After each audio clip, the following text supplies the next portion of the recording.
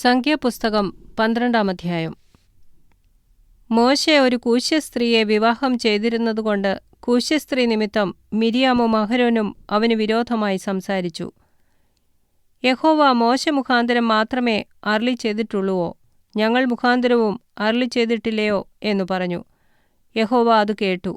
മോശെ എന്ന പുരുഷനോ ഭൂതലത്തിലുള്ള സകല മനുഷ്യരിലും അതിസൗമ്യനായിരുന്നു.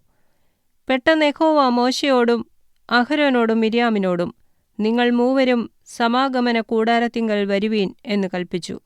അവർ മൂവരും ചെന്നു. യഹോവ മേഘസ്തംഭത്തിൽ ഇറങ്ങി കൂടാരവാതിൽക്കൽ നിന്നു. അഹരോനെയും മിര്യാമിനെയും വിളിച്ചു. അവർ ഇരുവരും അങ്ങോട്ട് ചെന്നു. പിന്നെ അവൻ അരുളി ചെയ്തത്, എൻ്റെ വചനങ്ങളെ കേൾപ്പീൻ. നിങ്ങളുടെ ഇടയിൽ ഒരു പ്രവാചകനുണ്ടെങ്കിൽ യഹോവയായ ഞാൻ അവന് ദർശനത്തിൽ എന്നെ വെളിപ്പെടുത്തുകയും സ്വപ്നത്തിൽ അവനോട് അരുളി ചെയ്യുകയും ചെയ്യും. എൻ്റെ ദാസനായ മോശെയോ അങ്ങനെയല്ല. അവൻ എൻ്റെ ഗൃഹത്തിലൊക്കെയും വിശ്വസ്തനാകുന്നു. അവനോട് ഞാൻ അരുളി ചെയ്യുന്നത് മറപൊരുളായിട്ടല്ല, അഭിമുഖമായിട്ടും സ്പഷ്ടമായിട്ടുമത്രേ. അവൻ യഹോവയുടെ രൂപം കാണുകയും ചെയ്യും. അങ്ങനെയിരിക്കെ നിങ്ങൾ എൻ്റെ ദാസനായ മോശയ്ക്ക് വിരോധമായി സംസാരിപ്പാൻ ശങ്കിക്കാഞ്ഞത് എന്ത്? യഹോവയുടെ കോപം അവരുടെ നേരെ ജ്വലിച്ചു. അവൻ മറഞ്ഞു.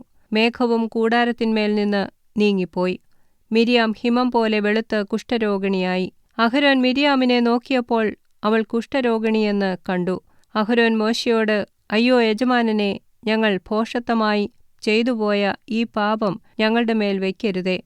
അമ്മയുടെ ഗർഭത്തിൽ നിന്ന് പുറപ്പെടുമ്പോൾ മാംസം പകുതി അഴുകിയിരുന്ന ചാവിള്ളയെപ്പോലെ ഇവളാകരുതേ എന്നു പറഞ്ഞു. അപ്പോൾ മോശെ യഹോവയോട്, ദൈവമേ, അവളെ സൗഖ്യമാക്കണമേ എന്ന് നിലവിളിച്ചു. യഹോവ മോശയോട്, അവളുടെ അപ്പൻ അവളുടെ മുഖത്ത് തുപ്പിയെങ്കിൽ അവൾ 7 ദിവസം ലജ്ജിച്ചിരിക്കയില്ലയോ? അവളെ 7 ദിവസത്തേക്ക് പാളയത്തിന് പുറത്ത് അടച്ചിടേണം. പിന്നത്തേതിൽ അവളെ ചേർത്തുകൊള്ളാം എന്ന് കൽപ്പിച്ചു.